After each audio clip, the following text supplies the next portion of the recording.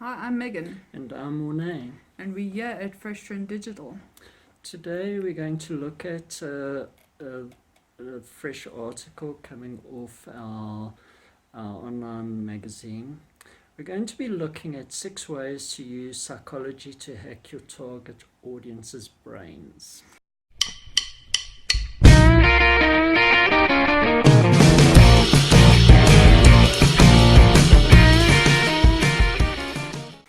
Okay, so basically, this goes around is controlling the way that your audience reacts to your website and content that you post online. You know, yes, it can be a bit manipulative, but at the end of the day, you want to bring in those leads and you want people to react to what you're doing online. Because the way that you can look at this is also use the concept of giving something away for free. Because from a psychological point of view, someone feels a lot better towards your brand or your business if they're getting something for free. Now, this can be anything from, let's say, you running a landing page and you're giving away a free ebook or a free report, or it must be something of value that the potential client perceives it as something of value. If it's more like a brick and mortar store or a restaurant, a low end item, let's say, it can be, let's say, a snack or something like that.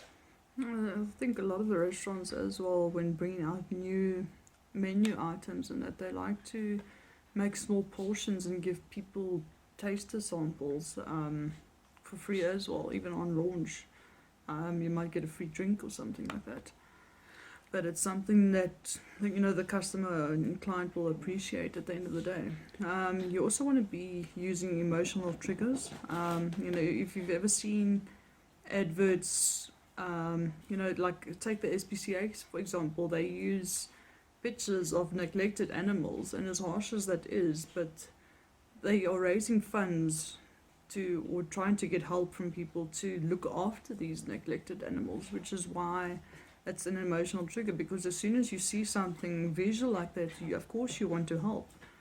And I mean, this will work in other aspects as well. And if you go onto crowdfunding pages, you'll see like disaster devastations, people that are needing surgery, a whole bunch of things. From a more positive aspect, you can look at happy pictures of puppies.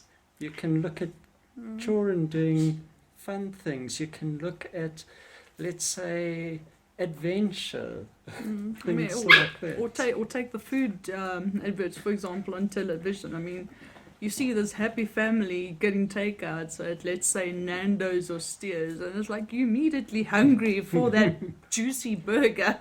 On a hot day, that ice cream looks terribly good. And the ice cold Coke.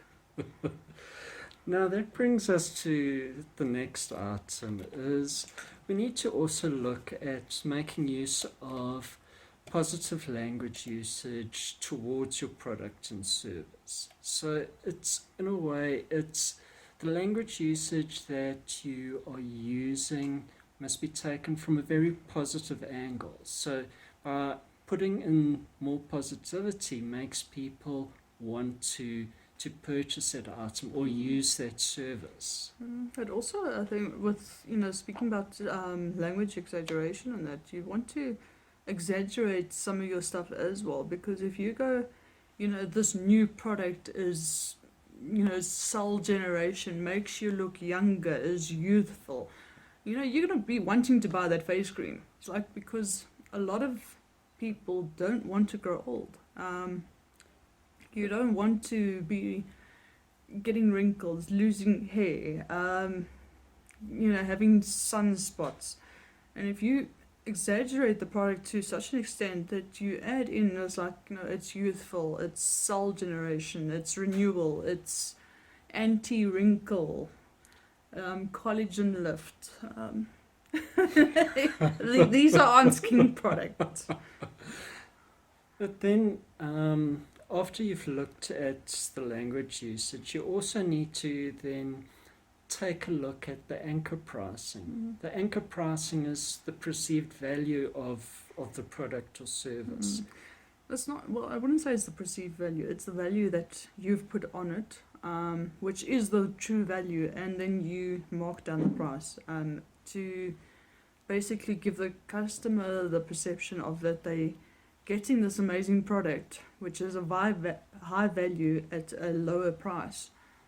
But you can also put in, add additional bonuses to the product, so there the client gets a bigger perceived value that they are getting. So it's not only they saving on something. Let's say it's a product for R100 or $100 or £100, that you've reduced the price down to, let's say, £25 or £25, but the additional benefits that you're bundling together with the product might make people think they're getting something for R150 for £25. But also when doing this, you want to put the original price there, and next to it or under it put your sale price, with the stripe through your original price, and then also on your product and image for the advert, put in you saving, like 50% or 75%, because this also works on the visual perception of that they're getting more out of the bundle that they're purchasing, and you want to be listing the things that they're getting. It's like you're getting the amazing products with all of these ingredients and for so much you're saving this much. And but also you need to look at creating a sense of scarcity, because if you make it, let's say there's only 20 available, or this price will only be given available for one day, or for the first 20 people, or the special is only available 24 hours, so they know if we don't buy now, we're not going to get that price tomorrow. Okay, and then you want to be looking at using social proof. And we think... Well, social proof can be anything from referrals or it's basically referrals that have been, reviews, that's the right word, that have been used on like Facebook, Google reviews, things in that regard. And then you also want to be highlighting popular products, the positive reviews that people have had on products. You want to be highlighting this on a landing page or on social media platforms, for example. And, you can create groups as well on your social media for your customers and potential customers by using social proof. And the social proof side, you need to highlight how everyone loves your product. And something that you need to also do is, once a client has bought from you, being it a product or service, ask for a review, because what's going to happen, A, the review will provide more social proof, B, the review will also help your site organically climb on the Google rankings as well. I